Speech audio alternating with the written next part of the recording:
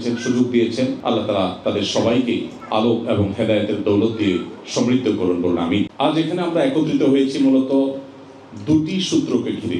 আমরা এখানে যারা আছি, আমাদের বোনরা আছেন, আমরা পুরুষরা যারা আছি, এমনকি আমাদের শিশুরা যারা আছে, আমরা যারাই এখানে একত্র হয়েছি তারা সবাই কিন্তু দুটি সুতোয় বাঁধা আছি। এই মেলবন্ধনটা আমাদেরকে এখানে একত্র করেছে।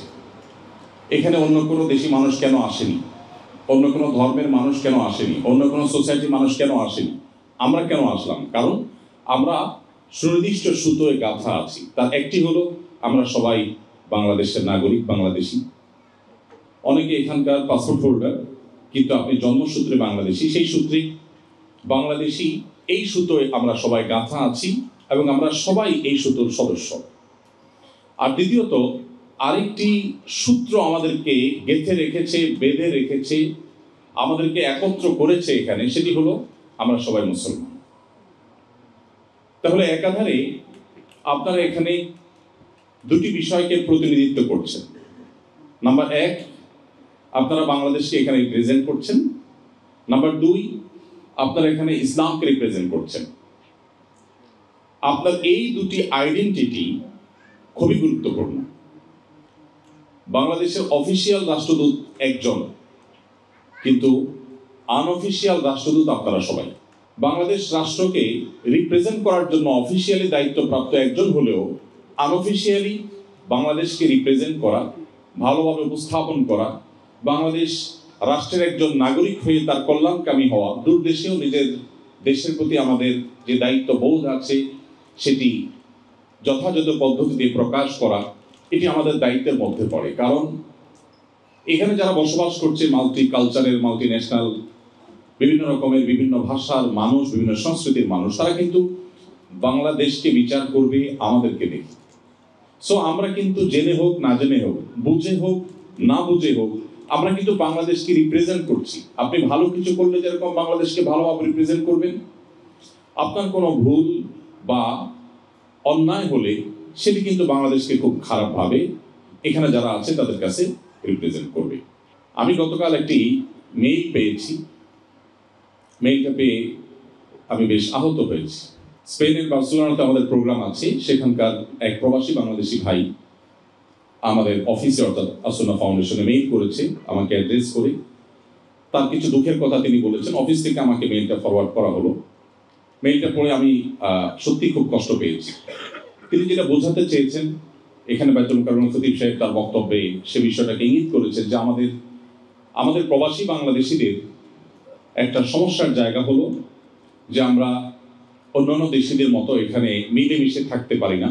আমাদের দেশের রাজনৈতিক যে বিভিন্ন দল আছে, সেই দলগুলোর শাখা খুলে নানাভাবে এখানে আমরা একে অন্যের বিরুদ্ধে লেগে যাই। আমরা নিজেরা মারামারি, হানাহানি, শত্রুতা বিদ্বেষে লেগে যাই এবং যার ফলশ্রুতিতে আমাদের মান সম্মান নষ্ট হয়, ক্ষুণ্ণ হয়।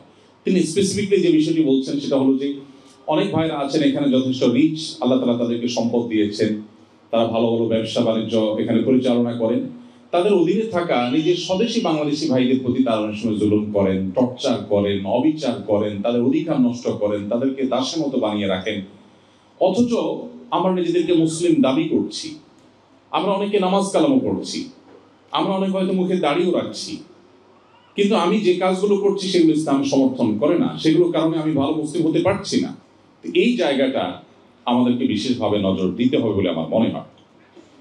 যে দুটি সূত্রে গাঁথা থাকার কারণে আমরা এখানে একত্র হয়েছি, যে দুটি সুতোয় আমাদেরকে এখানে একত্র করেছে, এনেছে, উপস্থিত করেছে, তার প্রথমটি কথা বলছিলাম যে আমরা বাংলাদেশের নাগরিক হিসাবে, বাংলাদেশের মানুষ হিসাবে, আপনি এই দেশের নাগরিকত্ব নিয়ে থাকলেও আপনি বাংলাদেশের জন্মসূত্রে নাগরিক বা জন্মসূত্রে আপনি বাংলাদেশি। সো সেই জায়গা থেকে আমাদের আচার আচরণ হতে হবে অত্যন্ত মার্জিত, অত্যন্ত দায়িত্বশীল।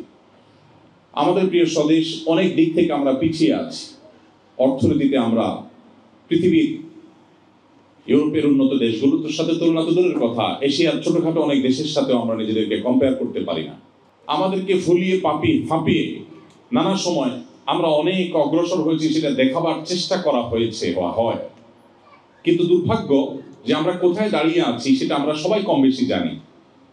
আমাদের পায়ের তলায় যে মাটি নেই নানা কারণে, আমাদের অর্থনৈতিকভাবে আমরা যেরকম দুর্বল, আমাদের শিক্ষায় যেরকম আমরা পিছিয়ে আছি, আমাদের অবকাঠামোর অবস্থা যেরকম তথৈব, আমাদের গণমাধ্যম যেরকম পৃথিবীর অন্য দেশের মতো এতটা স্বাধীন, এতটা বস্তুনিষ্ঠ সংবাদ তারা আমাদেরকে উপহার দেয় না বা দিতে পারে না।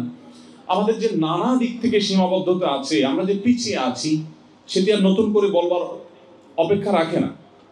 কিন্তু সমাজ উপস্থিতি আমরা আমাদের কর্মকাণ্ডের মধ্য দিয়ে, আমরা আমাদের সুন্দর আচরণের মধ্য দিয়ে, আমরা আমাদের শৃঙ্খলা এবং ডিসিপ্লিনের প্রতি আমাদের যে ভালোবাসা আছে সেটি প্রকাশ করবার মধ্য দিয়ে আমরা আমাদের দেশকে এই সমস্ত দেশগুলোতে বা ইউরোপের মতো, আমেরিকার মতো জায়গা আমরা রিপ্রেজেন্ট করতে পারি। কিন্তু দুর্ভাগ্য হলো যে মধ্যপ্রাচ্য বলুন কিংবা মালয়েশিয়া, যেখানে বাংলাদেশি প্রবাসীদের সংখ্যা অনেক বেশি, আরো বিভিন্ন জায়গায় আমার যাওয়ার সুযোগ হয়েছে, সব জায়গায় একই অভিযোগ। এমনকি আমি নিজে 10-10টি বছর প্রবাসে কাটিয়েছি। আমি খুব কাছে থেকে দেখেছি যে আমাদের স্বদেশী ভাইয়েরা নিজেদের পায়ে কিভাবে কুঠারাঘাত করেন, কিভাবে নিজেদের বদনাম নিজেরা করেন, কিভাবে নিজেদের দুর্নাম তারা করেন। আমি আপনাদের কাছে আজ উদাত্ত আহ্বান করতে চাই যে আমাদের ভেদাভেদগুলোকে আল্লাহর জন্য ভুলে গিয়ে আমরা আমাদের নিজেদের মধ্যকার যে সম্পর্ক আছে, নিজেদের মধ্যকার যে বন্ধন আছে অ্যাজ এ বাংলাদেশি, সেটাকে আমরা সুদৃঢ় করবার চেষ্টা করব। আমাদের সকল ভিন্ন মতগুলোকে যতটা মিনিমাইজ করা যায় সে চেষ্টা করব। এমন কিছু করব না যেটাতে আমাদের প্রিয় দেশটি, আমাদের দেশটিকে নিয়ে আমি যেটি বললাম যে গর্ব করবার মতো অনেক কিছু আমাদের নাই, অন্তত আমরা ডিসিপ্লিন, শৃঙ্খলা, অন্যান্য ক্ষেত্রে আমরা যেন প্রশংসা করতে পারি, সেই চেষ্টা আমরা অব্যাহত রাখবো। আল্লাহ আমাদের সবাইকে সেই তৌফিক দান করুন। সম্মানিত উপস্থিতি, সেই সাথে আমরা মুসলিম হিসাবে কিন্তু আমাদের একটা দায়িত্বশীলতার ব্যাপার আছে। এখানকার অন্য ধর্মের মানুষেরা তারা আমাদের ধর্মগ্রন্থ কিন্তু পড়ে না। তারা কি কোরআন পড়ে? তারা কি আমাদের হাদিস পড়ে? এখানকার অন্য ধর্মের মানুষরা কোরআন বা হাদিস না পড়লেও তারা কিন্তু আপনাকে আমাকে রিড করে। তারা ইসলামকে জাজ করে কোরআন হাদিসে কি আছে তা দিয়ে নয়, তারা ইসলামকে জাজ করে আপনি আমি কি করছি সেটা দিয়ে। সো আমরা যদি এমন কিছু করি যেটা ইসলাম সম্পর্কে তাকে নেগেটিভ ধারণা দেয়, তাহলে মনে রাখবেন জাহান্নামে যাওয়ার জন্য আর বেশি কিছুর প্রয়োজন নেই। কিয়ামতের ময়দানে যদি আল্লাহ তাআলা বলেন তুমি স্বদেশ থেকে হাজারো কিলোমিটার দূরে এমন একটি জায়গায় এসেছো যেখানকার মানুষ ইসলাম সম্পর্কে জানতো না, কিন্তু তোমার একটি ভুল পদক্ষেপের কারণে, তোমার একটি ভুল আচরণের কারণে, তোমার একটি ভুল কাজের কারণে তারা ইসলাম সম্পর্কে যে নেগেটিভ ধারণা নিল, ইসলামকে যে আসামির কাঠগড়ায় দাঁড় করালো, মুসলিম জাতির প্রতি যে একটা ভুল ধারণা নিল, এবং তুমি একা গোটা মুসলিম জাতির গায়ে যে কলঙ্ক লাগালে তোমার একটি ভুল কাজের জন্য, ভুল পদক্ষেপের জন্য, তাহলে সেক্ষেত্রে এই একটি অপরাধের দায় আমরা নিতে পারবো না, আল্লাহর কাছে কোনো জবাবদিহি করার সুযোগ থাকবে না। প্রিয় ভাইরা আমার, আমাদের দেশে আমরা যখন অবস্থান করি সেক্ষেত্রে আমাদের দায়িত্বশীলতা যে পরিমাণ থাকা উচিত, আমার ক্ষুদ্র জ্ঞান বলে যে আমরা দূর দেশে আসার পর, প্রিয় মাতৃভূমি থেকে অনেক দূরে আসার পর, দূর দেশে আসার পর আমাদের দায়িত্বশীলতাটা আরো অনেক বেশি বাড়া দরকার, অনেক বৃদ্ধি হওয়া দরকার। কারণ এখানে আমাকে কিন্তু দেখা হবে গোটা বাংলাদেশের মানচিত্র আমার বডিতে মানুষ খুঁজবে। অন্য দেশিরা আপনার বডিতে, আপনার চেহারা, আপনার কাজে কর্মে গোটা বাংলাদেশকে সে খোঁজার চেষ্টা করবে যে বাংলাদেশ এরকম। ঠিক একইভাবে আপনার মধ্যে গোটা ইসলামকে সে পড়ার চেষ্টা করবে, রিড করার চেষ্টা করবে, বোঝার চেষ্টা করবে। সো এখানে আমাদের দায়িত্বশীলতা অনেক বেশি থাকতে হবে। এবং আমি বিশ্বাস করি শুধু এই কাজটি যদি আমরা সঠিকভাবে করতে পারি, যে কোনোভাবে এখানে অন্য ধর্মাবলম্বী যারা অবস্থান করছে, অন্য দেশি যারা অবস্থান করছে, তারা যেন অন্তত আমার কোনো আচরণ দ্বারা, আমার কোনো কাজ, আমার কোনো অ্যাটিটিউড দ্বারা তারা যেন ইসলাম সম্পর্কে ভুল ধারণা না নেয়। প্রিয় ভাইরা আমার, এই জায়গা থেকে আপনি কোনো অন্যায়, এখানকার যে প্রচলিত আইন বা বিশেষ করে তাদের যে শৃঙ্খলা, ডিসিপ্লিনের যে বিষয়গুলো আছে, এগুলো মেনটেন করার ক্ষেত্রে আপনাকে অন্য অনেকের চেয়ে প্রোঅ্যাক্টিভ হতে হবে। আপনি কোনো পাবলিক টয়লেটে কোনো বেশি আপনাকে ওযু করতে হলো, ওযু করার সময় আপনাকে মুসলমান হিসাবে পাও ধুইতে হয়। পাও ধৌত করতে গিয়ে আপনি যদি বেশিনি পা তুলে ওযু করেন, আশেপাশে মানুষ যেটা দেখতে অভ্যস্ত নয় তারা হয়তো খারাপ ধারণা করবে। অথবা আপনি পা ধুয়েছেন, ধোয়ার পর বা ওযু করতে গিয়ে আশেপাশে পানি পড়েছে, পা তো আপনাকে ধুইতেই হবে। মোজার উপরে মাসে করার যে বিধিবিধান সেটার আওতায় যদি না পড়ে তাহলে পা তো আপনাকে ধুইতেই হবে। কিন্তু আপনার পা ধোয়ার জন্য এমন পলিসি বের করতে হবে যে দৃষ্টিকটু না হয় এবং ইসলাম বা মুসলমানদের সম্পর্কে ভুল ধারণা জন্ম না নেয়। এবং একই সময় ওযু করার ফলে নিচে যদি পানি পড়ে থাকে, আমি চেষ্টা করি যেখানেই যাই সে পানিগুলো নিজ দায়িত্বে টিস্যু নিয়ে সুন্দর করে পরিষ্কার করে আগের চেয়ে আরো পরিচ্ছন্ন করে রাখা, যাতে করে কোনো মুসলিম কোথাও কোনো ওযুখানায় গিয়েছেন, এই কারণে অন্য ধর্মাবলম্বী যেন বিরক্ত না হয়, সেখানকার ক্লিনার যেন বিরক্ত না হয় যে একজন মুসলমান আসছে সে এখন এটাকে ময়লা করে যাবে। না, আমি আমার জায়গা থেকে দায়িত্বশীলতার পরিচয় সর্বোচ্চ দেওয়ার চেষ্টা করব। আল্লাহ তাআলা আমাদের সবাইকে সেই তৌফিক দান করুন। অতএব আপনাদের প্রতি আমার উদাত্ত আহ্বান যে এখানকার যে শৃঙ্খলা, এখানকার যে ডিসিপ্লিন আছে, সেই ডিসিপ্লিন, সেই শৃঙ্খলা আপনারা মেনটেন করে চলবেন এবং এখানকার প্রচলিত যে ট্রাফিক আইন আছে, অন্যান্য আইন আছে, সেগুলোকেই অন্য সবার চেয়ে আপনারা বেশি মেনে চলার চেষ্টা করবেন। আল্লাহ আপনাদের সবাইকে সেই তৌফিক দান করুন। মনে রাখতে হবে আমাদের প্রিয় নবী সাল্লাল্লাহু আলাইহি ওয়াসাল্লাম ইসলামের সৌন্দর্য তিনি মানুষের সামনে তুলে ধরেছেন। আপনি যদি নবী সাল্লাল্লাহু আলাইহি ওয়াসাল্লামের সিরাত অধ্যয়ন করেন, আপনি দেখবেন শুধুমাত্র তার চরিত্র মাধুর্য দেখে দলে দলে মানুষ ইসলামের ছায়া চলে এসেছে। শুধুমাত্র তার আচরণের সৌন্দর্য দেখে, তার আচরণের সৌরভ এটা পেয়ে মানুষ ইসলামে এসেছে। আজ দুর্ভাগ্য আমাদের যে আমরা ইবাদত সর্বস্ব ইসলাম বানিয়েছি, ইসলামকে শুধুমাত্র সীমাবদ্ধ করেছি নামাজ রোজার মধ্যে। আমাদের যে আচার আচরণ, আমাদের যে কাজ কাম, প্রত্যেকটা জায়গায় যে ইসলাম প্রস্ফুটিত হওয়ার ব্যাপার আছে, ইসলাম বিকশিত হওয়ার ব্যাপার আছে, ইসলামকে মানুষ, ইসলামের সৌন্দর্যকে মানুষ দেখবার ব্যাপার আছে, এই বিষয়গুলো আমরা কিন্তু জানি না। আমরা দেখি নবী সাল্লাল্লাহু আলাইহি ওয়াসাল্লাম হাদিসে আমাদেরকে বলা হয়েছে তাবাসসুমুকা ফি ওয়াজহি আলা ওয়াজহি আখিকা সাদাকা। তোমার কোনো মুসলিম ভাইয়ের সাথে সাক্ষাৎ হলে বা কারোর সাথে সাক্ষাৎ হলে তুমি হাসি মুখে কথা বললে আল্লাহর কাছে সাদাকার সওয়াব পাবে।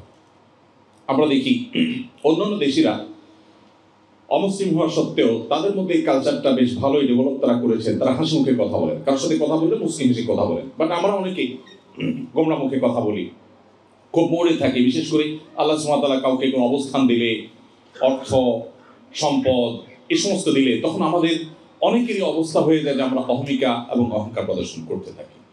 সময়ত বুঝছি এই জায়গা থেকে আমরা আমাদের ইসলামের সৌন্দর্যকে, ইসলামের সামাজিক সৌন্দর্যকে তুলে ধরার জন্য আপনাদেরকে বিনীতভাবে আহ্বান করছি। ইসলামের সামাজিক সৌন্দর্য নিয়ে আমরা আজকে আলোচনা করবার মতো সুযোগ বা সময় আমার হাতে নেই। নিশ্চয়ই আপনারা ইসলামের অনেক সামাজিক সৌন্দর্যের বিষয়ে অবগত আছেন। একজন অমুসলিমও আমার খোঁজ খবরের আওতায় থাকবে, তাকেও আমি খোঁজ খবর নেব, তারও আমি সেবা করার চেষ্টা করব। শুধু অমুসলিম কেন, যে কোনো প্রাণীর প্রতি দয়া এবং মায়া করা ইসলাম আমাকে শিখিয়েছে, সেই জায়গা থেকে আমার সচেষ্ট থাকতে হবে। এক কথায় আমার সার্বিক কর্মকাণ্ডের মাধ্যমে ইসলামের সৌন্দর্যগুলো যেন ফুটে উঠে, এগুলো দেখে যেন মানুষ আগ্রহী হয়ে, কৌতূহলী হয়ে ইসলামকে রিড করতে চায়, কোরআন এবং হাদিসকে পড়তে চায়, যে ইসলামের সৌন্দর্য কি আছে। একজন মুসলিম যদি এত ভালো হয়, তাহলে কোরআন হাদিস না জানি আরো কত ভালো কিছু বলা আছে। তো সেই চেষ্টা আমরা করবো। আল্লাহ আমাদের সবাইকে সেই তৌফিক দান করুন। এরপরে যে পয়েন্টটি আমি আপনাদেরকে বলতে চাই তা হলো, আমাদের আত্মপরিচয় যেন আমরা ভুলে না যাই। এই বিষয়টি খুবই গুরুত্বপূর্ণ।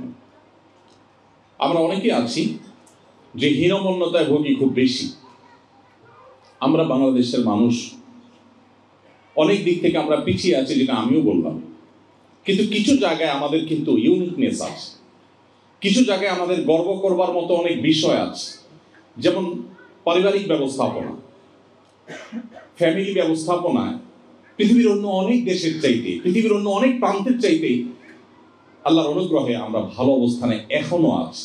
যদিও দুর্ভাগ্য, আমাদের এখন পারিবারিক অবস্থা খুব ভয়ঙ্কর লেভেলে চলে যাচ্ছে। আমাদের সংসারগুলো ভেঙে যাচ্ছে, দাম্পত্য সম্পর্কগুলো ঠুনকো হয়ে যাচ্ছে, স্বামী স্ত্রীর মধ্যে সম্পর্ক দিন দিন খারাপ হয়ে যাচ্ছে। বাবা মায়ের সাথে সন্তানের যে বন্ডিং এক সময় ছিল, সেটা আস্তে আস্তে কমে যাচ্ছে। ভাই বোনের সাথে যে সৌহার্দ্যপূর্ণ সম্পর্ক আমাদের ঐতিহ্য ছিল, সেটা আস্তে আস্তে হারিয়ে যাচ্ছে। তারপরেও আমরা স্টিল যে জায়গায় দাঁড়িয়ে আছি, পৃথিবীর অনেক উন্নত, অনেক সভ্য, অনেক শিক্ষিত, অনেক আধুনিক অনেক সমাজের চাইতে আমরা ভালো অবস্থানে আছি। আমি খুব দুঃখের সাথে লক্ষ্য করেছি, আমাদের অনেক ভাইয়েরা আছেন, আমাদের অনেক বোনরা আছেন, যারা নিজেদের আইডেন্টিটি ক্রাইসিসে তারা ভোগেন। তারা মনে করেন সব দিক থেকে আমাদের বোধ হয় অন্যদের মতো হয়ে যেতে হবে, অন্যদের সবকিছু বোধহয় আমার গায়ে মাখতে হবে, তাহলে বোধহয় আমি জাতে উঠতে পারবো, তাহলে বোধহয় আমি অনেক সভ্য হতে পারবো, তাহলে বোধহয় আমি অনেক স্মার্ট হতে পারবো।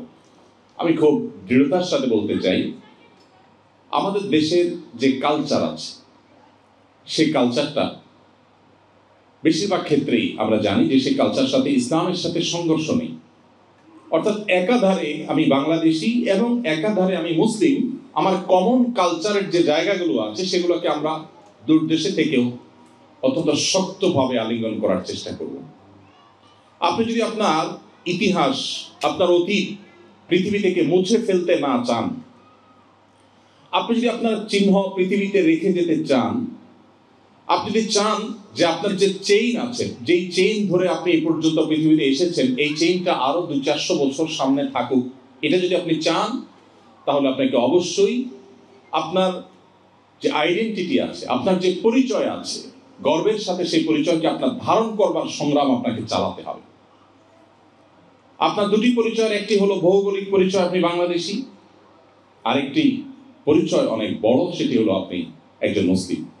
সো মুসলমান হিসাবে আপনার যে পরিচয় আছে, আত্মপরিচয় আছে, এই পরিচয় নিয়ে আপনার কোনো প্রকার হেজিটেশন করা চলবে না। অতএব আপনার এই আত্মপরিচয়, এটাকে টিকিয়ে রাখবার জন্য আপনাকে সংগ্রামী হতে হবে। যদি আপনি একটা লাক্সারিয়াস লাইফের বিনিময়ে কিছু অর্থ করে আপনি সঞ্চয় করেছেন আপনার জীবনে, ভালো ক্যারিয়ার গড়ার সুযোগ পেয়েছেন, বিদেশে পাড়ি জমিয়েছেন, অনেকগুলো অর্থ করে কামিয়েছেন, এটার বিনিময়ে যদি আপনার পরিচয় আপনি বিলীন করে ফেলেন, আপনার পরিচয় যদি আপনি শেষ করে ফেলেন, আপনার পরিচয় যদি আপনার হারিয়ে ফেলেন, তাহলে আমি অত্যন্ত বিনয়ের সাথে আপনাকে বলতে চাই, আপনার এই ডিল, আপনার এই বাণিজ্য, আপনার এই ব্যবসা, আপনার এই কর্ম, এটা আপনাকে ক্ষতিগ্রস্ত করেছে। আপনি যা পেয়েছেন, হারিয়েছেন তার চাইতে অনেক বেশি কিছু। আপনি আপনার ঈমানকে বিসর্জন করবার বিনিময়ে যদি গোটা পৃথিবীর সকল রাজত্ব আপনার পায়ের কাছে এনে উপস্থিত করা হয়, তাহলে সেটা কম হবে। এই একটা কনসেপ্ট আমাদের কাছে ক্লিয়ার না থাকার কারণে আমরা অনেকেই ভিন্ন পরিবেশে এসে আমাদের নিজের যে স্বকীয়তা আছে, আমাদের যে বৈশিষ্ট্য আছে, বিশেষত্ব আছে, আমাদের যে ইউনিকনেস আছে, আমাদের যে ভালো দিকগুলো আছে, সেগুলোকে আমরা পানির সাথে মিশিয়ে ফেলি। আমার যদি ক্ষমতা থাকতো, সামর্থ্য থাকতো, সুযোগ থাকতো, আমি আপনাদের এক একজন করে হাতে হাত রেখে, চোখে চোখ রেখে, আপনাকে বুকে জড়িয়ে ধরে আমি বিনয়ের সাথে বলতাম, প্লিজ আপনি পৃথিবীর কোনো প্রলোভনে পড়ে আপনার পরিচয় কোনোভাবে ভুলবেন না। যদি আপনি ভুলে যান, তাহলে মনে রাখবেন, ঈমানের যে ধারা আপনার দাদা আপনার বাবার কাছে রেখে গেছেন, আপনার বাবা আপনার কাছে রেখে গেছেন, আপনি আপনার সন্তানের কাছে এটা রেখে যেতে পারছেন কিনা, এই বিষয়ে যদি স্ট্রং উত্তর আপনার ভেতর থেকে না আসে, তাহলে আপনার আরেকবার ভাবতে হবে যে আপনি সঠিক পথে আছেন নাকি ভুল পথে আছেন। আপনার আত্মপরিচয় যদি চলে যায়, আর কিছু পয়সা করি বা একটা লাক্সারিয়াস লাইফ আপনি পেলেন, একটা ভিন্ন ভালো পরিচয় আপনি পেলেন, যেটা নিয়ে অনেক প্রাউড করতে পারেন পৃথিবীতে, তাহলে আমি আবারও বলবো যে আপনি পৃথিবীর সবচেয়ে ক্ষতিগ্রস্ত মানুষগুলোর মধ্যে একজন হয়ে গেলেন। গ্রামে বসবাস করা সেই শিক্ষা বঞ্চিত অভাবী দরিদ্র মানুষ আপনার চেয়ে অনেক বেশি রিচ, তিনি আপনার চেয়ে অনেক বেশি সমৃদ্ধ, তিনি আপনার চেয়ে অনেক বেশি ধনী, যিনি তার পরিচয়টাকে ধরে রাখতে পেরেছেন। মনে রাখবেন, ইট একটা নির্দিষ্ট সময় যখন ইটের ভাটায় পোড়ানো হয়, একটা বিশেষ প্রসেসের মধ্য দিয়ে যখন সে ইটে পরিণত হয়, তখন সেই ইট কিন্তু সমুদ্রের পানিতেও যদি শত শত বছর পড়ে থাকে, তারপরেও তার অস্তিত্ব কিন্তু হারায় না, তার অস্তিত্ব ইট হিসাবেই থাকে। এই জন্য তার মূল্য কিন্তু ইট হিসাবেই দেখে সমাজ বা মানুষ। চুলোর মাটি একইভাবে সেও আগুনে পড়ে, কিন্তু আগুনে পড়ে সে ইট হতে পারে না, যার ফলশ্রুতিতে 10 বছর 20 বছর মাটির চুলার মাটি আগুনে পড়ার পরও কিন্তু পানিতে তাকে ফেলে দেওয়া হলে হয়তো কয়েক ঘন্টার মধ্যে গলে পানির সাথে একাকার হয়ে যায়। এখানে ইট এবং চুলার মাটির পার্থক্য। আপনি কি চুলার মাটি হবেন নাকি ইট হবেন, ডিসিশন আপনাকে নিতে হবে। আপনার আত্মপরিচয় কি আপনি ভুলে যাবেন, নাকি আত্মপরিচয় আপনি ধরে রাখবেন? আপনি নিজের স্বকীয়তায় ভাস্বর এবং উজ্জ্বল থাকবেন কি থাকবেন না, এই সিদ্ধান্ত আপনাকে এখনই নিতে হবে। আমি বিনয়ের সাথে আপনাদেরকে বলতে চাই যে মুসলমান পৃথিবীর যেখানেই যাবে তার পরিচয় সে ভুলবে না, তার মিশন সে ভুলবে না, তার ভিশন সে ভুলবে না, তার লক্ষ্য থেকে সে বিচ্যুত হবে না। আমি সেজন্য আপনাদের সবাইকে আবার উদাত্ত আহ্বান করছি যে আমরা আমাদের নিজেদের পরিচয় এবং আইডেন্টিটি যেন ঠিক থাকে সেভাবে আমরা নিজেদেরকে গড়ে তোলার চেষ্টা করবো ইনশাআল্লাহ। এবং কোনোভাবেই জাতীয় ওঠার নাম করে আমাদের আইডেন্টিটি এটাকে নষ্ট করবার মতো কোনো কাজ যেন আমরা না করি, সেদিকে আমরা সচেষ্ট থাকবো। এরপরে যে পয়েন্টটি আমি আপনাদেরকে দৃষ্টি আকর্ষণ করতে চাই তা হলো পৃথিবীর প্রত্যেকটা দেশের প্রত্যেকটা সমাজের বিশেষ কিছু দিক থাকে যে দিকগুলো একজন মুসলমান হিসেবে আমাদেরকে সতর্ক থাকতে হয়। আমরা আমাদের প্রিয় স্বদেশে যখন থাকি তখনও অনেক কাজ সেখানে আছে যে কাজগুলো থেকে মুসলমান হিসেবে আমাকে বেঁচে থাকতে হয়, শরীয়ত আমার জন্য হারাম করেছে। সেই বিষয়গুলো থেকে এই পরিবেশে আপনাদেরকে বিশেষভাবে সতর্ক থাকতে হবে। আপনার যে সমস্ত অপরাধগুলো, যে সমস্ত গুনাহগুলো এখানে অহরহ হয়ে থাকে বা গুনাহগুলো করবার জন্য হাতছানি আপনাকে দিয়ে সবসময় ডাকছে, সেই গুনাহগুলো থেকে বাঁচার জন্য আপনাকে বিশেষভাবে সংগ্রাম চালাতে হবে, বিশেষভাবে বেঁচে থাকার চেষ্টা করতে হবে। মনে রাখবেন, মুসলিম সেই জাতি যে জাতি মুহাম্মদ সাল্লাল্লাহু আলাইহি সাল্লামের কাছ থেকে এমন এক দীক্ষা লাভ করেছিলেন যে পৃথিবীর কোনো লোক তাদেরকে তাদের আদর্শ থেকে বিচ্যুত করতে পারেনি। আপনারা জানেন যে তুরস্কের ইস্তাম্বুলে সাহাবীর কবর আছে। আপনারা জানেন চায়নায় প্রিয় নবী সাল্লাল্লাহু আলাইহি সাল্লামের সাহাবীর কবর আছে। রাশিয়াতে, পৃথিবীর বিভিন্ন দূর দূরান্তে আমাদের নবী সাল্লাল্লাহু আলাইহি সাল্লামের প্রিয় সাহাবীদের কবর আছে। তারা সবাই এসেছেন সেখানে তাদের ইসলামের সৌন্দর্যকে গোটা পৃথিবীতে সৌরভকে ছড়িয়ে দিতে, মানুষকে আলোর পথে আহ্বান করতে এসেছেন। তারা কেউ সেখানে নিজেদের আত্মপরিচয় বিলীন করে দেওয়ার মতো কোনো কাজ তারা করেননি বা সেরকম কোনো বিষয় তাদের দ্বারা হয়নি, যার কারণে তারা চলে গেছেন।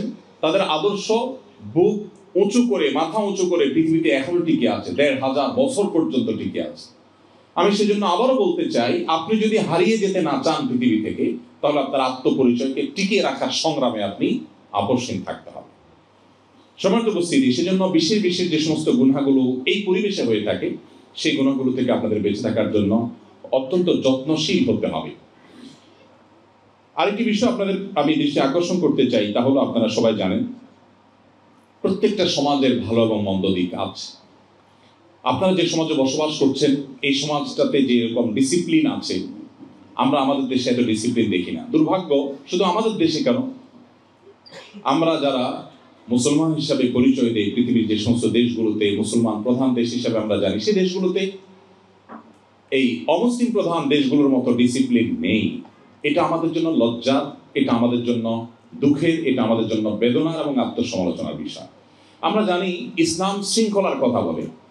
আমাদের প্রিয় নবী সাল্লাল্লাহু আলাইহি ওয়াসাল্লামের যে সুন্নাহ, এই পুরো সুন্নাহ আমাদেরকে শুধু শৃঙ্খলার কথা বলে। আপনি দেখবেন আমাদের প্রিয় নবী সাল্লাল্লাহু আলাইহি ওয়াসাল্লাম রাতে তাড়াতাড়ি ঘুমানোর জন্য নির্দেশ করতেন। আমাদের দেশে ইসলাম প্রচারের নামে রাত 10টা, 11টা, 12টায় দূর দূরান্তে মাইক লাগিয়ে ওয়াজ মাহফিল করা হয়। আমি ব্যক্তিগতভাবে বিনয়ের সাথে ওয়াজ মাহফিলে যেই মাঝে মধ্যে আমাকেও করতে হয়, কিন্তু এর বিরুদ্ধে আমি সোচ্চার যে আমার প্রিয় নবী সাল্লাল্লাহু আলাইহি ওয়াসাল্লাম এভাবে করতে বলেননি। তিনি রাতে তাড়াতাড়ি ঘুমোতে বলেছেন। তার সেই লাইফস্টাইল আপনারা এখানে দেখতে পাচ্ছেন। এখানে মানুষ তাড়াতাড়ি ঘুমিয়ে যায়। শুধু এখানে কেন, আপনি অমুসলিম প্রধান বিভিন্ন দেশে যান, আপনি আমেরিকাতে চলে যান, তাদের অনেক জিনিস আছে যেটা নিয়ে আপনি সমালোচনা করতে পারেন, কিন্তু তাদের সমাজে আপনি দেখবেন মানুষ তাড়াতাড়ি রাতে ঘুমিয়ে যায়। তারা ভোরে উঠে কাজ শুরু করে, এরা ভোরে উঠে কাজ শুরু করে, ফজরের সময় রাস্তায় সিগন্যালে গাড়ি সিরিয়াল পড়ে যায়। অথচ এই দৃশ্য তো দেখার কথা ছিল মুসলমানদের মধ্যে। দুর্ভাগ্য আমাদের যে আমাদের সমাজে, মুসলমানদের সমাজে, আপনি মিডল ইস্টে যদি চলে যান, মিডল ইস্টের প্রত্যেকটা দেশে আপনি দেখবেন রাত 10টা, 11টার পরে রাত শুরু হয়, আর সকালে ফজরের পরে তাদের ঘুম শুরু হয়। আপনারা অনেকেই জানেন। তো নবী করিম সাল্লাল্লাহু আলাইহি ওয়াসাল্লামের অনেক সুন্নাহ এখানে আছে। এটি অমুসলিম সমাজ থাকা সত্ত্বেও, অমুসলিম প্রধান সমাজ থাকা সত্ত্বেও এখানে মুসলমান কম, ইসলাম অনেক ক্ষেত্রে সমাজে অনেক বেশি। মুসলমানের সংখ্যা কম, বাট ইসলামের সৌন্দর্যগুলো এখানে অনেক বেশি। তারা যে জেনে সেটাকে অনুসরণ করছে আমি তা বলছি না, হয়তো তারা জানেও না, কিন্তু তারা যখন নবী সাল্লাল্লাহু আলাইহি ওয়াসাল্লামের সেই সুন্নাহকে ফলো করছে তারা কিন্তু তারা সুফল পাচ্ছে। আমি যে বার্লিনে দাঁড়িয়ে কথা বলছি, সে বার্লিনে এখানকার যে টেকনিশিয়ান আপনার মিউজিয়াম আছে সেটা দেখার সুযোগ আমার হয়েছে, আরও কিছু জায়গা আমি দেখেছি। আর এর আগেও আমি জানতাম, আপনারাও নিশ্চয়ই জানেন, যে পৃথিবীতে প্রোডাক্টের কোয়ালিটিতে কাস্টমারের যে স্যাটিসফ্যাকশন, এই জায়গাটাতে পৃথিবীতে বারবার এই দেশটি অর্থাৎ জার্মানি চ্যাম্পিয়ন হয়েছে। অর্থাৎ গোটা বিশ্বের ভোক্তারা তাদের দেয়া ভোটে এদেরকে শ্রেষ্ঠ বলে বহুবার স্বীকার করে নিয়েছে যে তাদের কোয়ালিটি সবচেয়ে ভালো। এই যে তাদের ব্র্যান্ডের যে ইমেজ, এই যে তাদের সুখ্যাতি, এটা যে তারা অর্জন করতে পেরেছে, অথচ আমরা মুসলমানরা সেটা করতে পারতাম, বা অন্য দেশে মানুষ সেটা করতে পারতো, এদের এটা ভালো। নবী করিম সাল্লাল্লাহু আলাইহি ওয়াসাল্লাম বলেছেন, ইন্নাল্লাহা ইউহিব্বু ইযা আমিলা আহাদুকুম আমালান ইউকিনুহু। নবী সাল্লাল্লাহু আলাইহি ওয়াসাল্লাম বলেছেন যে আল্লাহ তাআলা খুব পছন্দ করেন বান্দা যখন কোনো কাজ করলে সেটা যখন সবচেয়ে ভালোভাবে করে। আমি এখানে বিভিন্ন জায়গায় বিভিন্ন স্থাপনায় ঘুরে ঘুরে একটু চেষ্টা করলাম যে কোনো ত্রুটিপূর্ণ কোনো কিছু এরা করে কিনা। আমি অবাক হয়েছি এবং সারপ্রাইজড হয়েছি যে ওয়াশরুমের কবজা থেকে নিয়ে, সিটকানি থেকে নিয়ে, লক থেকে নিয়ে প্রত্যেকটা জিনিস তারা যেটা করে সেটা সবচেয়ে ভালোভাবে করে। যে প্রোডাক্টটা তারা তৈরি করে সবচেয়ে সুন্দরভাবে করে, সবচেয়ে মজবুতভাবে করে। তারা ওই সস্তার চায়না মাল তৈরি করে না। এই কারণে তাদের যে ব্র্যান্ড ভ্যালু দাঁড়িয়েছে, এই জায়গাটাতে ইসলাম আমাকে আসতে বলেছে, এটা অলরেডি এখানে আছে। অতএব এই সমাজের এই ভালো জিনিসগুলো আপনি পিক করতে কোনো অসুবিধা নেই, যদিও আপনার এখান থেকে পিক করারও প্রয়োজন নেই। আপনাকে ইসলামই বলেছে আপনার কোয়ালিটি এনশিওর করতে। যে কোনো কাজ আপনি করবেন সেটা সবচেয়ে ভালোভাবে করবেন, আপনার দায়িত্ব, আপনার কর্তব্য, আপনার পেশাগত কাজ সবচেয়ে সুন্দরভাবে সম্পাদনা করবেন, আপনি আল্লাহর কাছে সবচেয়ে প্রিয় পাত্র হবেন।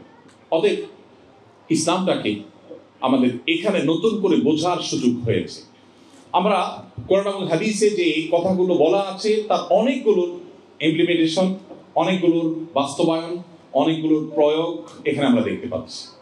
এই যে তারা কোরআন হাদিসের সেই ইমপ্লিমেন্ট এখানে করছে, জেনে হোক না জেনে হোক, বুঝে হোক না বুঝে হোক, তার সুফল তারা পাচ্ছে। সো একজন মুসলমান হিসাবে এই সমাজের ভালো জিনিসগুলো আমাদেরকে গ্রহণ করতে হবে। আমি মাঝে মধ্যে টোকিওতে যাওয়া হয়, জাপানে, প্রবাসী বাংলাদেশি ভাইদের সাথে কিছু সময় কাটাবার সুযোগ হয়। আমি প্রায় সময় আমার সহকর্মীদেরকে বলি, বাসায় পরিবারকে বলি যে আমি দেশে ফেরবার পর আমি ফিল করি যে আমার মধ্যে বেশ কিছুটা পরিবর্তন কিছুদিনের জন্য থাকে। সেটা হলো যে আপনারা জানেন জাপানিরা খুবই সভ্য, খুবই ভদ্র, তারা বিশেষ করে কারোর জন্য ডিস্টার্ব না হয় ব্যাপারগুলো তারা খুবই কনসার্ন। পৃথিবীর অন্যান্য উন্নত দেশগুলো, বিশেষ করে জাপানের মানুষের এই সৌন্দর্যটা অনেক বেশি। তারা কথা বললেও মনে হয় ফিসফিস করে কথা বলে, পাবলিক প্লেসে কথা বলার তো প্রশ্নই ওঠে না,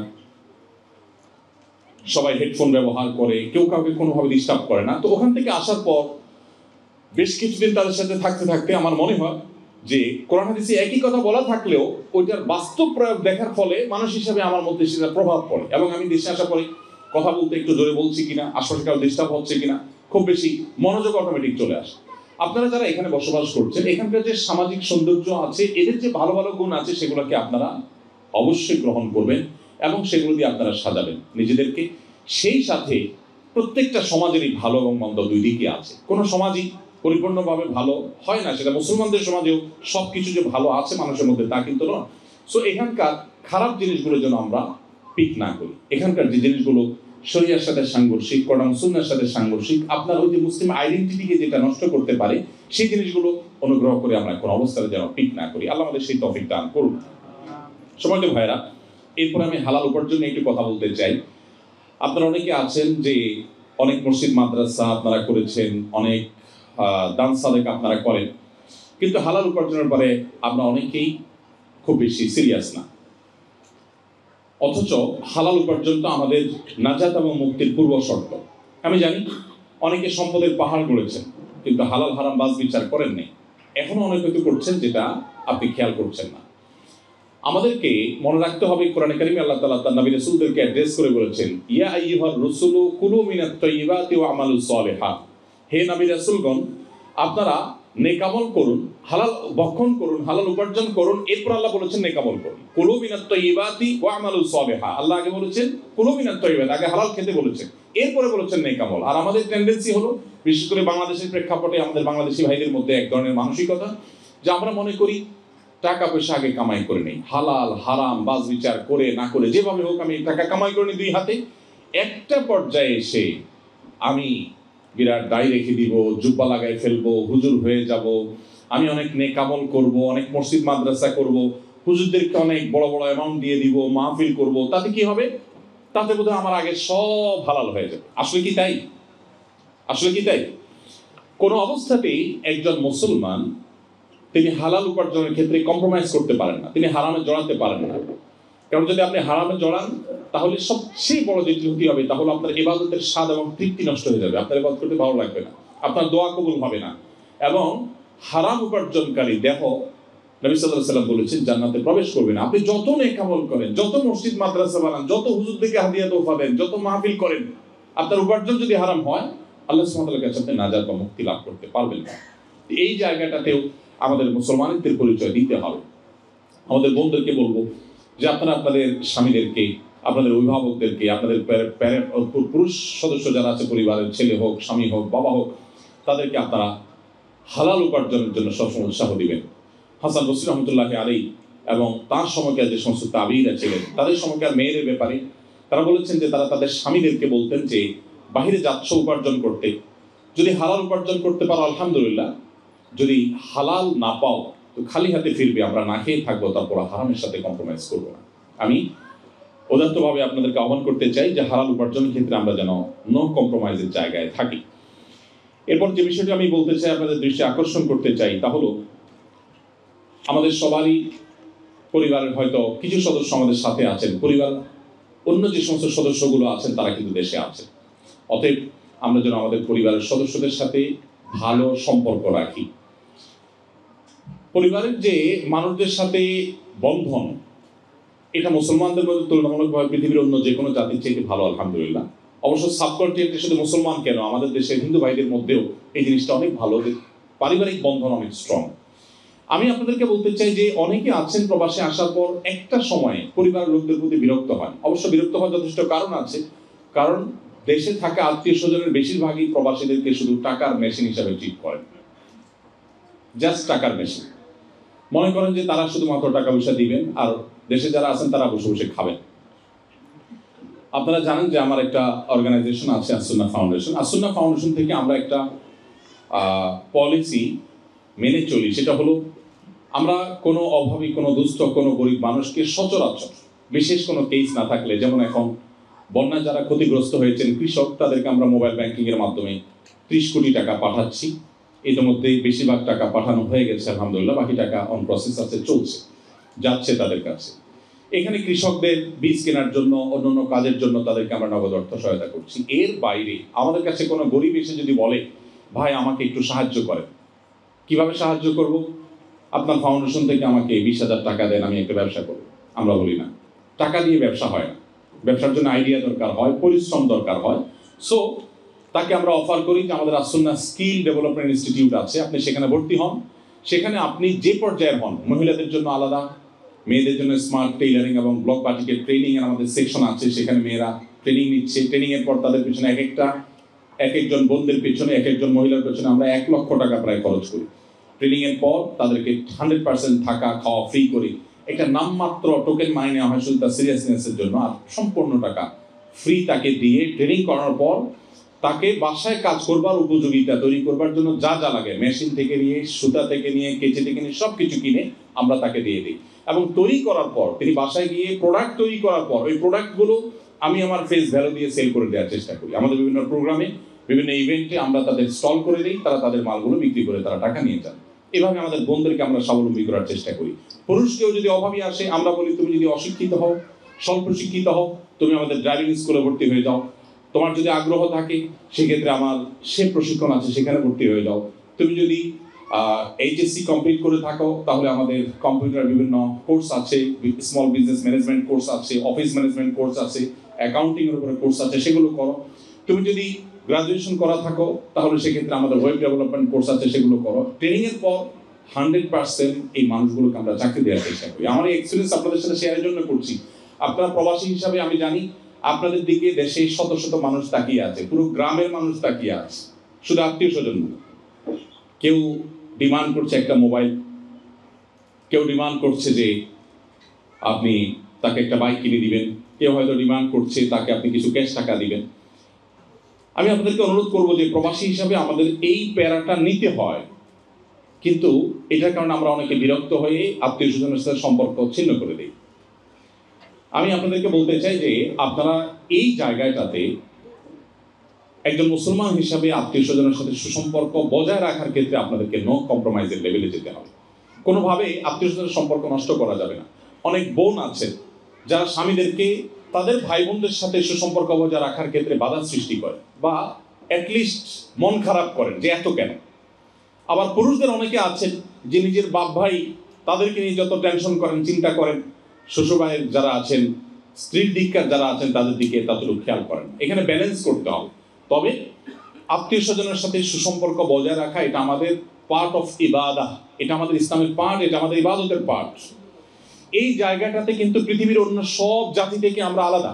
এই জায়গাটা থেকে অন্য সবার থেকে আমরা অনেক উচ্চতায় আছি, আমাদের ইউনিকনেস অনেক বেশি। নবী সাল্লাল্লাহু আলাইহি ওয়াসাল্লাম বলেছেন যে মান সাল্লাহু আন ইউবসাতা লাহু ফি রিজকিহি আও ইউনসা লাহু ফি আথারিহি ফালইয়াসিল রাহিমা। যে ব্যক্তি তার রিজিকের বৃদ্ধি চায়, যে ব্যক্তি তার হায়াতে বরকত চায়, সেই জন্য তার আত্মীয়তার সম্পর্ককে রক্ষা করে চলে, সম্পর্কগুলো ছিন্ন না করে। আমি ফাউন্ডেশনের বিষয়টা এই জন্য এনেছি যে আপনারা অনেকে আছেন আত্মীয় স্বজনের টাকা পয়সা চাওয়ার কারণে বিরক্ত হয়ে যান। আমরা আপনাদেরকে বলবো যে আপনারা চাইলে ফাউন্ডেশনের প্রশিক্ষণের মধ্য দিয়ে তাদেরকে আপনি স্বাবলম্বী করতে পারেন। আমরা ফাউন্ডেশন থেকে স্বাবলম্বীকরণ প্রকল্প হিসেবে আরেকটা কাজ করে থাকি, যেটা 2024-এর স্বাবলম্বীকরণ প্রকল্প আমাদের ইতিমধ্যে ক্লোজ হয়েছে। সারা দেশের প্রত্যেকটা জেলা থেকে আবেদন করবার অবারিত সুযোগ থাকে। সেখান থেকে আমরা প্রতি বছর 2 থেকে 2,500 ফ্যামিলিকে স্বাবলম্বী করে থাকি। যিনি গরু কিনে দিলে স্বাবলম্বী হবেন বলে মনে হয় আমাদের কাছে, তখন তাকে আমরা একটা গরু কিনে দিই। যার মনে হয় যে তাকে আমি কোনো একটা মেশিন কিনে দিলে তিনি স্বাবলম্বী হবেন, তখন সেটা কিনে দিই। আত্মীয় স্বজনের মধ্যে অনেকে আছেন যাদেরকে আপনাদের হেল্প করার সুযোগ আছে। আল্লাহ সুবহানাহু ওয়া তাআলার কাছে শুকরিয়া আদায় করতে হবে যে আল্লাহ আপনাকে এই সুযোগ দিয়েছেন। আপনি যদি এই সুযোগ না পেতেন, উন্নত দেশে না আসতেন, কিছু উপার্জন করতে না পারতেন, তাহলে সেক্ষেত্রে আপনাকে হয়তো অন্য কারোর কাছে ধর্ণা দিতে হতো, হাত পাততে হতো। সো বিরক্ত না হয়ে আমাদেরকে এখানে ধৈর্য ধারণ করতে হবে এবং নিজের দেশে থাকা রক্ত সম্পর্কে আত্মীয়দেরকে ভুললে চলবে না। এই জায়গাটাতে আমাদের খুব ভালো করে মনোযোগী হতে হবে। অনেকে আছেন প্রবাসী এসে একটা সময় নিজের ভাই বোন আত্মীয় স্বজন যারা আছেন তাদেরকে আর মনে রাখেন না, তারা এসে তাদেরকে ভুলে যান। তো এই জায়গাটাতে আমি আপনাদেরকে বিশেষভাবে অ্যাড্রেস করতে চাই। আমি আমাদের মায়েদেরকে একটু অ্যাড্রেস করে বলতে চাই, বোনদেরকে অ্যাড্রেস করে বলতে চাই যে আপনাদের দায়িত্ব অনেক বড়। আপনারা যারা এখানে আছেন, আপনাদের ছেলে মেয়েরা আছেন, আপনাদের দায়িত্বে সামান্য একটু অবহেলার কারণে যদি আপনার সন্তানটা একটু বিপদগামিতার দিকে চলে যায়, তো আল্লাহ সুবহানাহু ওয়া তাআলার কাছে এই জবাবদিহি করা বড় কঠিন হবে, বড় কঠিন হবে।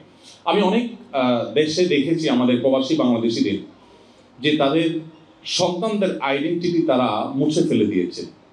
এবং নবী সাল্লাল্লাহু আলাইহি ওয়াসাল্লামের সেই হাদিসটি আপনারা নিশ্চয়ই শুনেছেন বারবার। নবী সাল্লাল্লাহু আলাইহি ওয়াসাল্লাম বলেছেন, কুল্লু মাউলুদিন ইউলাদু আলাল ফিতরা। প্রতিটি মানুষ, প্রতিটি শিশু জন্মগ্রহণ করে ইসলামের উপরে। কোনো শিশু কিন্তু অমুসলিম হয়ে জন্মগ্রহণ করে না। সো প্রত্যেকটা শিশু বাই বর্ন মুসলিম, ইল্লা আন্না আবওয়াহু ইউহাউইদানিহি আও ইউনাসসিরানিহি আও ইউজিসানিহি। তবে তার বাবা মা, শিশু যদি কখনো বিপদগামী হয়, ইসলাম থেকে বিচ্যুত হয়ে যায়, তার জন্য পরিপূর্ণ দায় বেশিরভাগ ক্ষেত্রে বাবা মায়ের। কোনো কোনো ক্ষেত্রে বাবা মার শত প্রচেষ্টা সত্ত্বেও সে বিপদগামী হয়, সেটা ভিন্ন। তবে বেশিরভাগ ক্ষেত্রেই বাবা মার দায়িত্বশীলতার অভাবে, তাদের ভুল সিদ্ধান্তের কারণে, ভুল পদক্ষেপের কারণে তাদের সন্তানরা বিপদগামী হয়। সো মায়েদেরকে বলতে চাই, আপনার সন্তানের মধ্যে ঈমানের বীজ বপন করা, তার মধ্যে ইসলাম সম্পূর্ণরূপে তার মধ্যে ধীরে ধীরে গড়ে তোলা, ইসলামের মধ্য দিয়ে তাকে বড় করা, এটা আপনাদের অনেক বড় একটা দায়িত্ব। সো মামুনদেরকে বলতে চাই, এই দায়িত্বটা পালনে আপনারা যথেষ্ট সচেষ্ট হতে হবে। আমাদের অনেক বোনরা আছেন, বলেন যে আমার হাতে কাজ নেই, বাচ্চারা স্কুলে চলে যায়, হাজব্যান্ড কাজে চলে যায়, আমি কি করব? তাহলে আমি বোধহয় কিছু একটা করি। সন্দেহ নেই, আপনি যদি শরিয়ার সীমানার মধ্যে থেকে করতে চান সেক্ষেত্রে করার সুযোগ আছে। বাট আপনি আপনার ঘরে যদি কাজ করতে চান, তাহলে আপনার কাজ করতে করতে পাগল হওয়ার মতো অনেক কাজ আপনার কাছে আছে। আপনি হয়তো আইডিয়া খুঁজে পাচ্ছেন না। আপনার বাসায় বসে আপনার স্কুলে থাকা বাচ্চাটার জন্য নানা প্ল্যান প্রোগ্রাম করতে পারেন। তার মনে অনেক কোশ্চেন থাকে এখানকার প্রতিকূল পরিবেশে, সেই কোশ্চেনগুলোর অ্যান্সার আপনাকে দিতে হবে, আপনি তাকে কনভিন্স করতে হবে। আপনি না পারলে অন্য কারো সহযোগিতা নিতে হবে, কারো সাহায্য নিতে হবে, কিন্তু দিন শেষে আপনাকে করতে হবে। অনেক ভাইরা আছে যারা এই ক্ষেত্রে তারা উপার্জনের জন্য ব্যস্ত থাকার কারণে তারা সময় দিতে পারেন না। মায়েদের এখানে দায়িত্বটা অনেক বেশি। এই জন্য বোনদেরকে আমরা বলবো আল্লাহকে ভয় করবেন। মনে রাখবেন, আপনার সন্তান যদি ঈমান হারা হয়ে যায় তাহলে আপনার জাহান্নামে যাওয়ার জন্য শুধু এই একটা জিনিসই যথেষ্ট হতে পারে। আর আমাদের তরুণরা যারা আছে তাদেরকে আমি একটু কয়েকটি কথা বলে শেষ করবো ইনশাআল্লাহ। তরুণ বন্ধুরা, আমাদের প্রিয় নবী সাল্লাল্লাহু আলাইহি ওয়াসাল্লাম তরুণদেরকে অনেক বেশি ভালোবাসতেন। আপনারা জানেন, তিনি শুধুমাত্র তরুণদেরকে অ্যাড্রেস করে করে বলেছেন ইয়া মাশারাশ শাবাব। বিভিন্ন হাদিসে বলেছেন হে যুবক সম্প্রদায়, হে ইয়াংসরা, হে তরুণরা। এভাবে নবী সাল্লাল্লাহু আলাইহি ওয়াসাল্লাম বিভিন্ন সময় ইয়াংদেরকে আলাদা করে অ্যাড্রেস করে করে তার মনে কিছু আকুতির কথা বলেছেন। নবী করিম সাল্লাল্লাহু আলাইহি ওয়াসাল্লামের সভাসদে, তার মজলিসে যেমন সিনিয়রদের জায়গা ছিল, তেমন তরুণ আলী ইবনে আবি তালেব তার ডিসিশন মেকারদের একজন ছিলেন। তার ডিসিশন মেকারদের একজন ছিলেন বেলাল রাদিয়াল্লাহু তাআলা আনহু।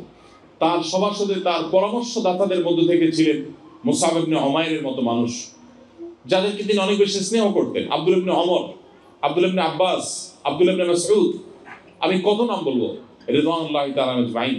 তারা সবাই বয়সে তরুণ ছিলেন, কিন্তু প্রিয় নবী সাল্লাল্লাহু আলাইহি ওয়াসাল্লাম অত্যন্ত পছন্দের, তার ভালোবাসা, তার অত্যন্ত কাছের মানুষ ছিলেন। তো এই জায়গা থেকে আমি আপনাদেরকে বলতে চাই, আপনারা আজ ইসলামের সৌন্দর্যকে গোটা বিশ্বে প্রতিষ্ঠিত করতে হবে। আজকে মুসলমানদের যে দুর্দশা, মুসলমানদের যে পিছিয়ে থাকা, আমাদের যে দুরবস্থা, এটা থেকে উদ্ধার করবার জন্য আপনাদেরকে এগিয়ে আসতে হবে। আপনারা যদি এখানে পড়ালেখা করেন, জ্ঞানে বিজ্ঞানে আপনারা উন্নত হন, মুসলিম জাতির মুখকে উজ্জ্বল করবার জন্য, মুসলিমদেরকে মাথা উঁচু করে দাঁড়াতে সাহায্য করবার জন্য, তাহলে আপনার এই পড়াশোনাটাও পার্ট অফ ইবাদা হবে। আপনার উদ্দেশ্য যদি হয়, ইন্টেনশন যদি হয় যে আজকে মুসলমানদের যে দুর্দশা, দুর্গতি, মুসলমানদের যে দুর্নাম গোটা পৃথিবীতে, আমি সেটাকে ঘোচাবার চেষ্টা করব। আমি বড় একজন সায়েন্টিস্ট হই, আমি একজন বড় ইঞ্জিনিয়ার হই, আমি একজন বড় প্রকৌশলী হই, বড় একজন ডক্টর হয়ে মুসলমানদের মুখকে উজ্জ্বল করব, বিশ্বের দরবারে মুসলমানদের মাথা উঁচু করে আমি তুলে ধরবো। এই যদি আপনার ইন্টেনশন হয়, তো মনে রাখবেন আপনার এখানকার কলেজ, ইউনিভার্সিটির পড়াশোনাটা এটাও একটা ইবাদত হবে, নেকামল হবে। অতএব উদ্দেশ্য যেন ভালো হয় এবং ইসলামের জন্য আপনার নিজেকে যেন আপনি উৎসর্গ করতে পারেন। মনে রাখবেন, ভোগের জন্য কোনো যোগ্যতার প্রয়োজন হয় না, ত্যাগের জন্য যোগ্যতার প্রয়োজন হয়। আপনি এখানে লাক্সারিয়াস লাইফ লিড করতে পারছেন, নানাভাবে আপনি ভোগ উপভোগ করতে পারছেন, কিন্তু এর চেয়ে ইম্পর্টেন্ট হলো আপনি বিশ্ব মানবতার জন্য অনেক অবদান রাখবার সুযোগ আপনার আছে। বিশেষ করে মুসলমান জাতি আজ নেতৃত্বহীন, আপনারা তরুণদেরকে কিন্তু নেতৃত্ব দিতে হবে। এই জন্য ইসলামটা ভালো করে রপ্ত করে, ইসলামটা ভালো করে প্র্যাকটিস করে, সেই সাথে আপনার পড়াশোনা, আপনার পেশাগত দায়িত্ব সর্বোচ্চ সুন্দরভাবে আপনাকে পালন করতে হবে। সেটা যদি আপনি করতে পারেন, তাহলে আবারও সেই ওমর ইবনে আব্দুল আজিজের সময় মুসলমানদের যেরকম মুখ উজ্জ্বল ছিল, আমাদের মুখ আবার উজ্জ্বল হবে। আমরা আপনাদের দিকে তাকিয়ে আছি। আপনাদের আত্মপরিচয় আপনারা ঠিক রেখে, ইসলাম চর্চা এবং প্র্যাকটিস ঠিক রেখে আপনারা এগিয়ে যাবেন, সেই প্রত্যাশা আপনাদের কাছে। আমি তরুণ বন্ধুদেরকে বলতে চাই যে আপনারা অমুসলিম বন্ধুদের মধ্যে থেকে আপনাদের নিজেদের আইডেন্টিটিকে আপনারা মুছে ফেলবেন না। আইডেন্টিটিকে আপনারা যথাসম্ভব ধরে রাখার চেষ্টা করবেন। আর স্পেশালি আপনাদের প্রতি আমার অনুরোধ, আপনারা মুসলমানদের ইতিহাসটা একটু পড়বেন। দেখুন, মুসলমানদের অনেক দুর্নাম করা হয়, বিশ্বব্যাপী মুসলমানদেরকে অপরাধের কাঠগড়া দাঁড় করানো হয়। আপনারা কি জানেন, আমাদের প্রিয় নবী সাল্লাল্লাহু আলাইহি ওয়াসাল্লাম তিনি 27টি যুদ্ধে সশরীরে অংশগ্রহণ করেছেন।